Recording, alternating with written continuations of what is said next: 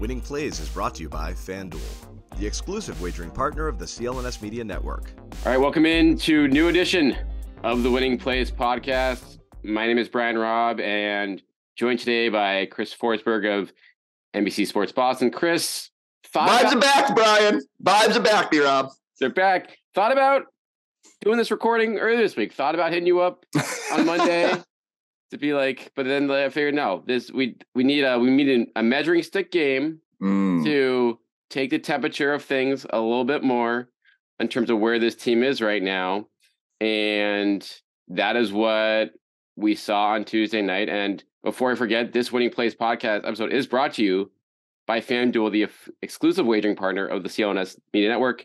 You can go to FanDuel.com/Boston, claim your $200 bonus right now. But Chris, when you look at where this team came into Tuesday night's game, how big of a priority did you just place on this game, big picture wise? And I mean, we saw you post game kind of bringing it down on NBC Sports Boston, but like, is there anything to complain about after what we saw there on across all fronts?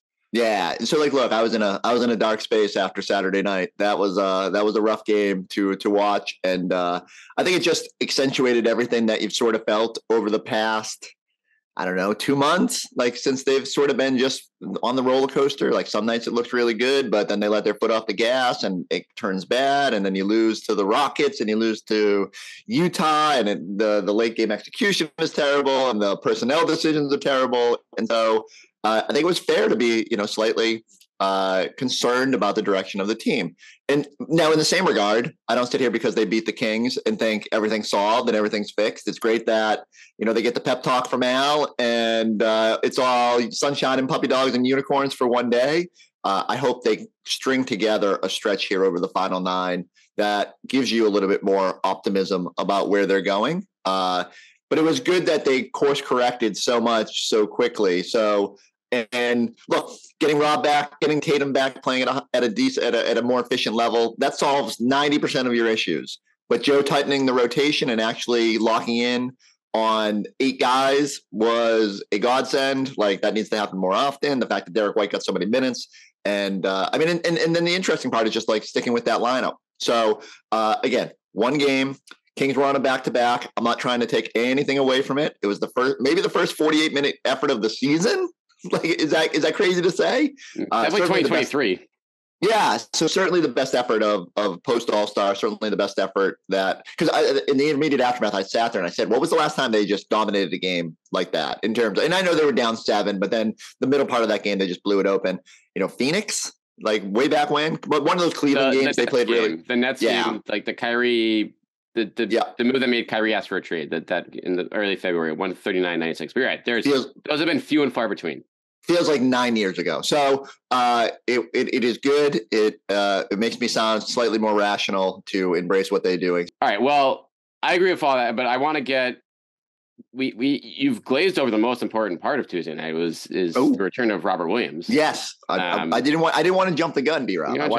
I know, but this is priority 1, 2, 3, 4 right now for you when you're on these airwaves. So early impressions, both how he looks and we've talked about this before. We talked about this on the Celtics show on Saturday in terms of like the bench versus the starting lineup for Robb right now. An easy decision when you bring him back, but now where you expect that to stick, or how do you expect that to be kind of played out here in the rest of the regular season? So a few things. One, like I like that he just kind of like eased back in. I thought the most noticeable play for me was I think Granka called for the foul on the baseline, but Robb jumped twice. Maybe Robb got the foul. I forget what like the exact sequence. But the fact that he jumped twice, like the double jump, like it just said, okay, like it's sort of back to like what he can do. And I don't even know if he was doing that when he first came back from the knee. And so little things like that make me encouraged about what Robb can do and like his health, and didn't seem to be hindered at all by the hamstring. Didn't really do anything above the rim or anything like that, but enough of slips and finishing dunks from Tatum that I'm encouraged. And by the way, above the rim stuff, that's a good thing. Stay away from the rim for the rest of the season. Like until the playoffs, I don't want anything above the rim from him. Like, yeah, I don't know if I did. Like, don't do anything stupid. Keep him on the ground. Keep him safe. I'm not sure I disagree. It's so funny because when we were talking on Saturday, I said the same thing. I was like, I don't care if he plays a ton of minutes. I want him healthy for the playoffs. That's all that matters at this point. You got to get through 9 more games and shake some rust, make this thing look better. The passing, obviously, too. Like when he's out there, it zips and like he just plays hot potato and he wants to get that ball moving. I don't think it's a coincidence that the Celtics had some of their best ball movement in a while when Robb back out there. Now, the lineup thing. So I don't know if you saw it, but so Abby had the pregame interview with Joe last night and sort of said, how much do you need to see your starting lineup? And he said, well, I don't know if that's our starting lineup. We've started, 61 games or whatever with Derek White this year. And so that's interesting to me because Tatum had talked on the road trip about, that 5 gives him the highest ceiling and, wanting to get back to that lineup and maybe getting some rust off of there, but that health was the priority.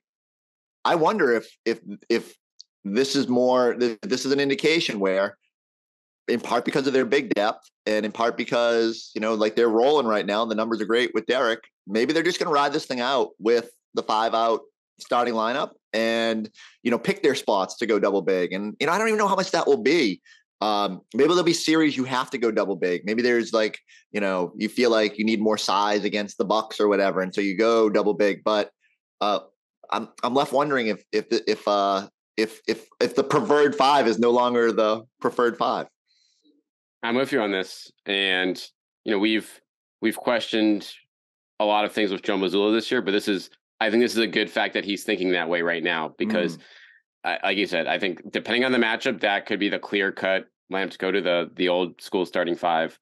But the Celtics have been at their best this year with Derek White in the starting lineup, going back to the first 2 months of the season. And so you need to rely more on that data right now, I think, in terms of playing to your strengths, which is offense, when everything is going right, rather than trying to force your way back into a group that could be great, but we just haven't seen it this year. And that's not, it's been tiny sample size. It's not to say that that's not going to be an important lamp for this group in the playoffs, because I think it very much will be.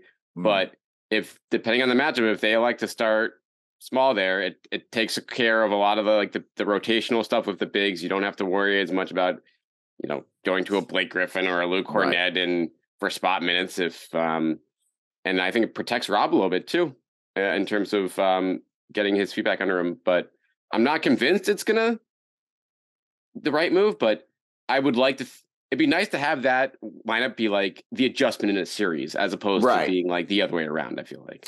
And that's where I'm at it's, okay, I get it. There's familiarity there. And again, you go back to the numbers. Like you said, it's baffling that what I call the preferred 5, last year's starting 5, has been so poor. I think minus 20 net rating since the All-Star break, when you thought they'd sort of start to find their groove, and yet they've been so bad defensively, and it just makes no sense. And I do wonder what a larger sample size would tell us, but there's no way to get a larger sample size. 2 back-to-backs remaining. Al's going to sit those out. You assume Robb will sit out some portion of them as well.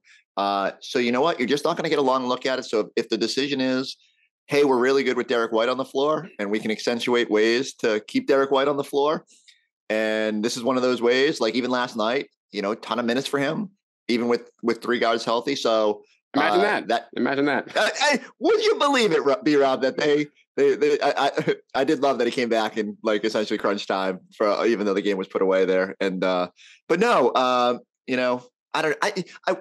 I often wonder, if you gave Joe the true serum, would he admit that it's just like it's been a blind spot at times, or I get the size thing and against the Utah game, but you got to play your best players. No, it's no defense, right? There's no like where the defense was like when it happened in the Knicks game the first time, and then you make and then you say the next time when the Utah game was just like, we've seen what Luke Cornett looks like in crunch time in these games. This is not an isolated incident where it's like, oh, they stopped being able to score right now and they were getting killed in the glass. Like, yes, this is what Luke Cornett is a fine regular season 10th or 11th guy, in a final 4th pick.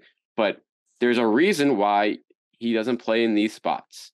And Derek White is someone you gave up a lot of draft capital for, who is playing really well, and you're playing a Utah team where, guess what, Joe? Like, he's a small ball guy. How is he not go to the small ball in that situation? It's just, you nailed it. I loved how just I lost my mind. You are on post game. It was warranted. And and I just think it goes back to even in that situation where you're thinking putting a 6'3" guard on the floor is not going to solve your rebounding woes. And that's clearly the biggest issue in the game. They played great offense that game. Like, they didn't necessarily need Derek out there for that, but he just makes so many smart plays. He's so able to stay in front of guys. Like, I would have felt a lot more comfortable with Derek White preventing a Talon Horton Tucker drive than I would that Luke Cornett on that back line. And having Luke and Muscala in there did nothing to solve the rebounding issue. So at some point you just have to say, all right, in theory, it makes most sense to have size, but in practice, it's probably best to just put our best damn players out here, especially when we don't have Marcus Smart, and just see what happens. And look, I don't know. I would love an alternate universe where we could say, see, Joe, it would have worked, but we don't know. And there's no guarantees, but it's same deal. Like, people always do that thing where they say, an injury is never a good thing, but you got to see that this guy could like step up and do this. I hope that if there's one positive, it's if they had to lose that game badly, it's a reminder, play Derek White. And I don't know if you saw the number. The number I kept doing last night was 35 minutes, which is a lot of minutes. I don't expect them to hit that number every night in the playoffs, but 13-2 this year. One of those losses was the Milwaukee overtime debacle where they didn't have 4 starters and Derek actually played in overtime, which was ironic. And another like Cleveland OT game. So it bears out. He's just like Tatum, typical Tatum. When he's on the floor, good things happen. Play him a whole bunch. If you play Derek White and Jason Tatum 40 minutes each in the playoffs, you should win the game.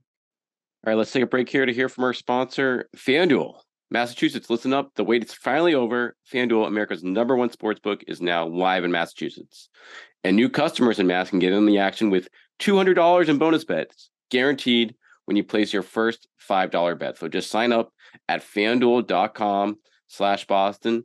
And finally, you can bet on all your favorite sports, from the money line to point spreads to player props and more, right on your phone. You can just download it on the app. The app has everything on there, whether you want to bet on the MVP race, whether you want to bet on playoff odds, or this night's game. You can bet on an app that's safe, secure, and easy to use. So don't miss out on your chance to get $200 in bonus bets, win or lose. Visit FanDuel.com/Boston and make every moment more on America's #1 sportsbook.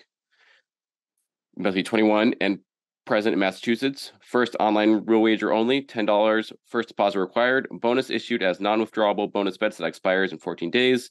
Restrictions apply. See terms at FanDuel. Sportsbook.fanduel.com. Gambling problem? Hope is here. GamblingHelplineMA.org or call 1-800-327-5050 for 24/7 support. And now back to the show.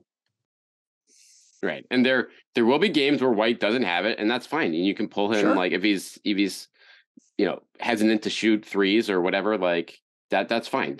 You have good alternatives in those places. But if not, if he's playing a classic Derek White game, like I said, to your point, this is a normal numbers coach and numbers organization, and everything. I mean, there's no doubt that those conversations are being had behind closed doors, but like you said, this may be the good in the long run that they had a situation like this, being like, okay, we need to really look closely at this and make sure we are going with the guys we want to roll with at these critical points. And Joe Mazzulla got back to that in Sacramento. Like, the team played really well, but guess what? 8-man rotation. Yes. Grant, which building off of a great Utah game that was marred by the, 4-alarm fire in the last 10 seconds. But yeah, this is, and I mean, we hit on this a couple weeks ago. It's like, who are you rolling off in the playoffs? Like, who are you wanting to build up right now? And Grant is getting back. The numbers weren't great, but a lot of nice hustle plays, a lot of putbacks in key spots, just doing the little things. That's what you want from Grant in that spot. And then, played Derek White a lot, and Sam Hauser. It's been a fun ride. Like, maybe we'll throw you in here or there for a spark, but it's we need to get everyone in line in terms of how we want to play in a month from now. And so, with all apologies to the Bus One boys, who I love dearly, if you don't see the Bus One boys in the playoff, it's okay. There'll be spots for them. Blake will play maybe some minutes against, if you're lucky enough to see the Bucks along the way. Like you said, I think can see Hauser being that. Hey, Derek doesn't have it going. No one has it going. Grant's struggling for whatever reason. Throw Hauser in there and maybe get a spark.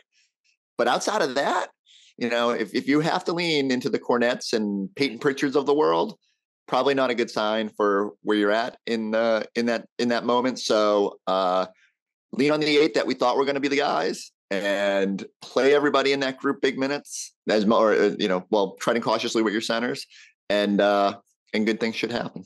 They spread around. Like, I feel like last night's box score minutes wise was almost like the Perfect, first, right? like perfect clear cut. Yeah. It took 70 games, but they got there. They got there. So you did say on Saturday that you thought maybe Joe was slow playing us on all of this, that it was just right? Can I now I have to unequivocally say I can't just firmly say that I don't trust that's not a possibility, that he's just running one play, that he's just doing all these things, everything in the holster, just to keep everything close to the vest so that they can crank it up a level in the postseason, but better late than never. The other thing I also want to talk about with Joe after in his post-game press conference after the Sacramento win, he kind of poo-pooed, being like, yeah, listen, if this was a 4-2 road trip at the beginning of the season, everyone, we wouldn't be in first place all year. Everyone would be praising this, pretty much telling everyone who's been on their case over the last couple of weeks to hey, back off. I don't. Do you agree with that? No, I don't agree with that at all. That's listen, this isn't a road trip situation. This is a last 2 or 3 months situation where, right. And number 2, Joe, what is the goal right now? Your goal is not to be a second round team that puts together one for, the Gipper and then goes out in a blaze of glory. No, this is you guys have been pretty much the title favorites all year long. And to be fair to him, the Warriors last year to end the regular season, they weren't great. They didn't have but they're the Warriors. Exactly. They have the resume. Yeah. And that's what I just go back to is people can be upset and be like, oh, come on. You're not going to have it every night. The Rockets wanted it more that night, and Utah, the size was the issue. Yeah, for sure. Those are all true statements. But we weren't freaking out about those 2 losses in a vacuum. We were freaking out about the fact that there has been slippage for 2.5 months and a pattern of over a half season of data that suggests the Celtics are not nearly the title contender that we thought they were at the start of the year. And last night is a refreshing dive back closer to what they can be and what they need to be if they're going to have success in the playoffs. And so I don't think it's asking a lot to just be that more often. Put yourselves in the best position to win in those moments by leaning on your best players. Just have a little bit of momentum going into the playoffs, because it sure felt like, they needed a little bit of juice, and however they need to find it. And whether it's the season's changing and Jaylen Brown saying the energy shifting again or whatever, bottle up whatever you want. All right, we're going to wrap up on Jaylen in a second here. One other thing we haven't even mentioned, I think, Tatum yet, in terms of what he looked like on Tuesday night in that game. I kind of compared it to Paul Pierce back in the day when he just would feast on smaller defenders in the post and stuff like that. And I know Sacramento's a trash defensive team, so it's tough to take anything out of that with okay, he's not gonna be able to do that against any playoff team in the East. Right. But that type of bully ball we just haven't seen from him in a while here. And I don't know whether someone, like you said, how Horford talked to these guys, or someone else got in his ear to be listen, if the 3 is not working, man, you can get 40 in other ways here. I think it's more if you look at Tatum's pattern, it's when the opposing team doesn't have backline defense, he's just different in terms of aggression. It's he sees Sabonis and he says, he can't stop me, and looks at the other defenders and is aggressive. He needs to have that mindset even when Giannis and Brook Lopez are on that back line, and I can't, that you have to attack more, and that you can't just settle for 3s.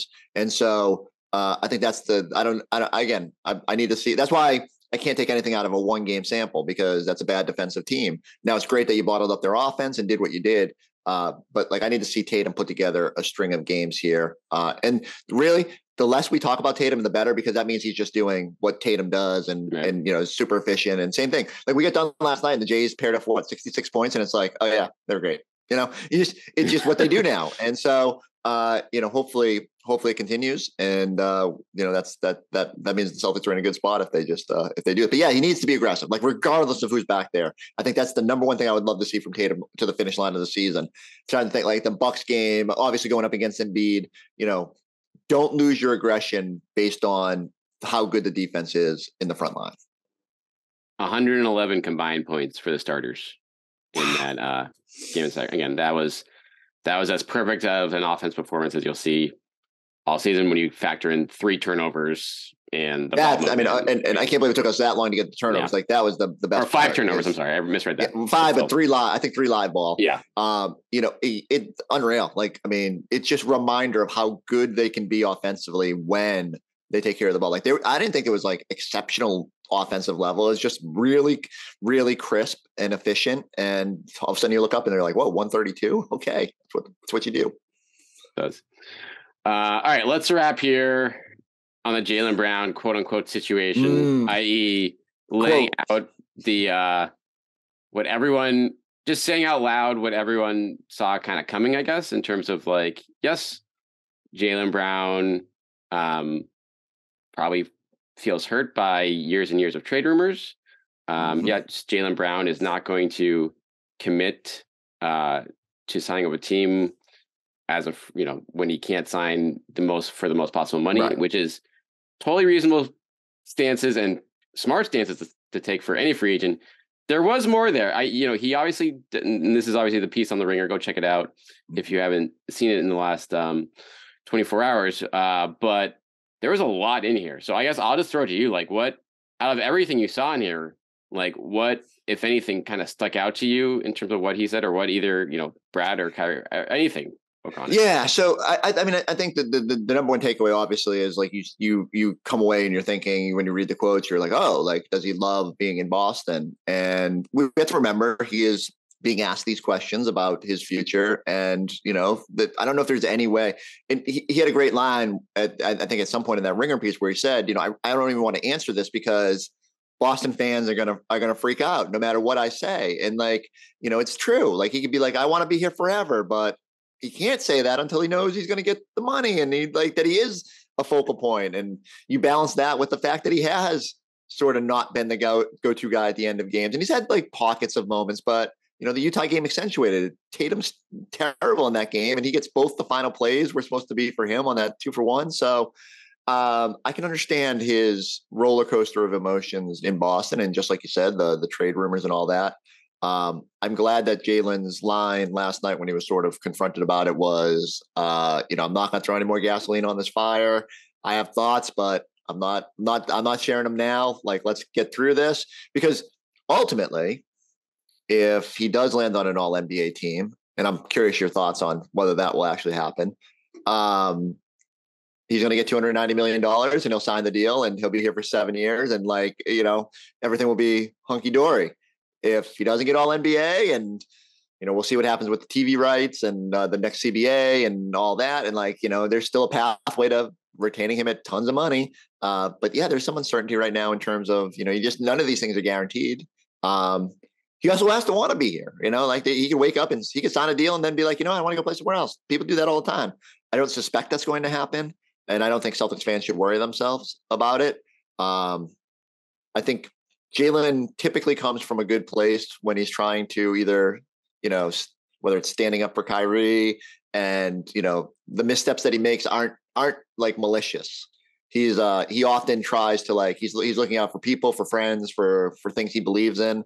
And sometimes he just goes awry and, doesn't understand the consequences of what he says might, fall back on him a little bit. And so that's my big takeaway is that he's being asked tough questions. He's giving some fairly honest answers, but I don't read anything much more into it about his future. I still think, especially if he gets all NBA, he's here for 5 more years tacked on up with the year that's left. So it's going to be a while.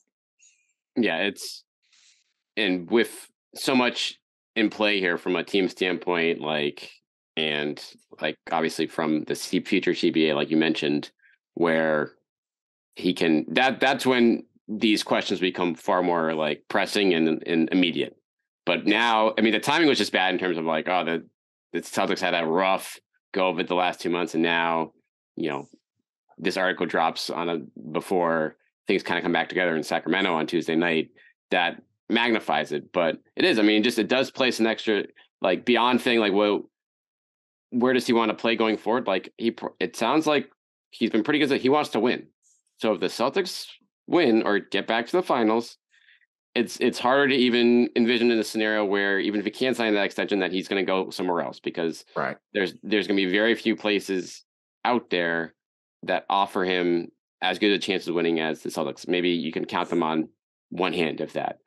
So from that standpoint, that's clearly probably what the organization is most worried about right now with him. I do think you do wonder, when you hear like the Kevin Durant trade rumors, the three-way call of Brad and Tatum, you hear that stuff and you're like, well, why was he the one to initiate that call? Stuff like that. You wonder, like, in hindsight, it's like, maybe they should have gotten out in front of this a little bit more, but at the same time. And I wonder that too. Like, Brad's usually very proactive about that. We'll never know the full story about, but I think you do have to be, like, if you're Brad and that stuff's going on, you got to be the first one to make that call. You can't be sitting there waiting for Brown to initiate. Do you think he gets all NBA this year? Have you started crunching? I haven't looked too deep. It seems from just what I've been observing, reading around on people talking about, like, guard is just not going to happen because there's too many guards. Right. Forward, with all the injuries there, seems like a possibility. And honestly, it probably depends a lot on how the season ends for the Celtics and how the next 8 games go, because he could, with Durant and LeBron, if those guys don't reappear and they're under 50 games, and then, they'll get some votes, but that's clearly a window for Jaylen to get in that spot. But I haven't really dug super deep in terms of how he stacks up with, like, the borderline candidates. Yeah, and it just feels like every time I sort of sit there and I do it in my head, I say, okay, this guy, I think there's room for him. And then, you forget SGA and, like, guys that have had really good seasons that maybe don't just pop off the page because they're on weaker teams. Right. Like, SGA deserves to be on there. And so he's probably going to be, and that's okay. That's fine, even though his team didn't win a whole lot. And but yeah, I got to check into the whole. How does he qualify? The whole guard final, like, I don't know. Like, we'll talk to the league on that stuff. I feel like that will get some. That's stuff that obviously doesn't matter, but it did honestly matter a couple years ago for Tatum when he, got more votes than Kyrie, but he was a forward instead of a guard that year, so he didn't get it. And and what was if I'm remembering right, it was because, essentially he slotted on X amount of ballots as a guard or a forward. Right. And, like, and so that's a category. You're right. That's what it is. It's like, that's the category. If you're placed more as a forward than a guard in the ballots, and that's what you're put in as. Right. Like, that's where your votes go towards.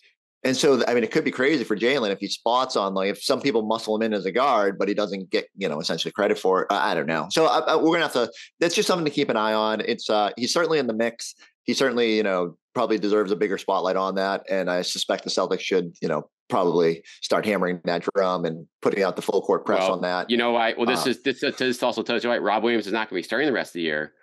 So Derek White starts, and Jaylen is a forward in that lineup. Oh, interesting. Conspiracy B-Rob back again. Is of course Jaylen's a forward. Joe Mazzulla, Derek White and Marcus Smart. Joe Mazzulla is playing checkers. Chess, and we're just all playing checkers. And he is, he's got it all mapped up. He'd know how to make the candidacy work. And honestly, like, if I'm guessing why Jaylen did some of these media tours, and it's clear he talked to the Ringer, like, previously earlier in the year. This was months ago. Those probably, but, like, I saw Sopan down in Houston. He bombed in and got Jaylen at the hotel. So it's clearly, like, the team had been okay with setting that up and stuff like that. Part of it is being out in the spotlight and accentuating his season and all that. It's too bad that his play isn't more the focal point of what this is. But no press is bad press, I guess. So as long as he's in a spotlight and our voters get a little bit of a reminder of what he's doing, maybe it'll help his case here at the finish line. All right, wrap up on this. What's your gut say in terms of where they finish right now? The game ahead of the Sixers. 6 at home, 3 away coming up, but all 3 roadies are tough ones. I'm more worried about the homes. Like, it's true. The Wizards, Spurs, and Pacers are the ones that tend to trip up this team. so much will hinge on specifically that first game. So they go up to Milwaukee on Thursday of next week. Yes. All right. Yeah. They go Washington and then Milwaukee next week. Right. That's a road trip. So I suspect they'll go full lineup that night. Like you'll have Al on the front night of a back-to-back. I assume, even though you could stagger and play Robb the second night, I think you just got to go all out for that matchup, especially after you need pull the plug, the last one. And so if they win that, it does open the door to the one. I know Milwaukee's schedule isn't particularly daunting. Philadelphia is already bitching about how tough its schedule is. I heard Doc crying about it again. Jesus, it's always something down there. That's why I just can't take that team seriously. So my gut says 2, but I'm eager to see how it looks against Milwaukee and just how much motivation this team has after this little bump in the road. And, again, part of that could be how the next 3 games go. If you win all 3 of those and now you're on a 4-game winning streak and you're feeling good, maybe that helps you as you head up to Milwaukee and with a chance to legitimately make a play for that 1 seed. Although, what is our this is another thing that we need to start worrying about. No, I don't know if worry is the right word, but what is the best seed? Is the 1 seed and getting the play-in loser or the number 2 seed? Do you have a preference based on what's how it's stacking up so far? I mean, yeah, ones I would do. I think honestly, your ideal seed is not playing the Heat in the first round, for just the degree of difficulty that typical series could play on you. The 1 versus 2, you want home court against Milwaukee, but as far as opponents go, that's a complete crapshoot in terms of who you're going to get there. And so if Miami, I think the key thing is if Miami gets into that 6, which it looks like it's going to happen, then you really don't want to drop down to the 3 and face them in the first round and then have to go on the road in round 2, because that's the path where I think you run into, the most trouble. Far be it from me to say that we should not be trying to get a Florida team in round 1 based on my weather preferences. But I think I agree. And Atlanta wouldn't be a bad, they're probably going to be they'll be 7. 8 would be. It could be anyone. I mean, it's Brooklyn or Brooklyn. Yeah, who is Brooklyn going to win those playing games? I don't know. And then you have Chicago kind of coming up the rear with they're playing a little better since they got Beverly. True. So Toronto. I mean, it could be on Toronto. I mean, Toronto could be a tough series. Weather and the Celtics don't play well up there, and I know that they're not as formidable as they have in the past, but still Siakam can get you going. So long story short, I think you much like they did last year, you let seeding play itself out, but with the idea that you're trying to go strong to the finish line and win that game up there. All of a sudden, you get the tiebreaker.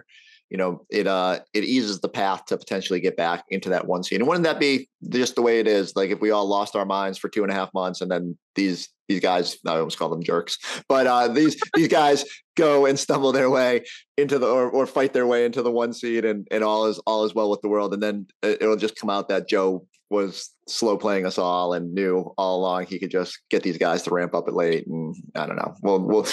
We'll see if it all works out in the end. Wouldn't put it past him. At this point. All right. That'll do it for this edition of the Wing Plays Pod, brought to you by FanDuel.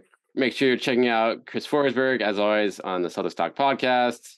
Celtics post up coming up today. And I think I haven't decided yet, B-Rob, but I think we're going full Robert Williams for the Forsberg 4, which means I just get to glow about Rob for 4 uninterrupted minutes for no other reason than I selfishly want to do that. It's as far as you should do the whole half hour. Just forget everything else. Rob's back. Let me program the show. Rob's back. Exactly. It's a matter of time. But make sure you're checking that out as well. And we will catch you guys later this week when the Celtics are back in town.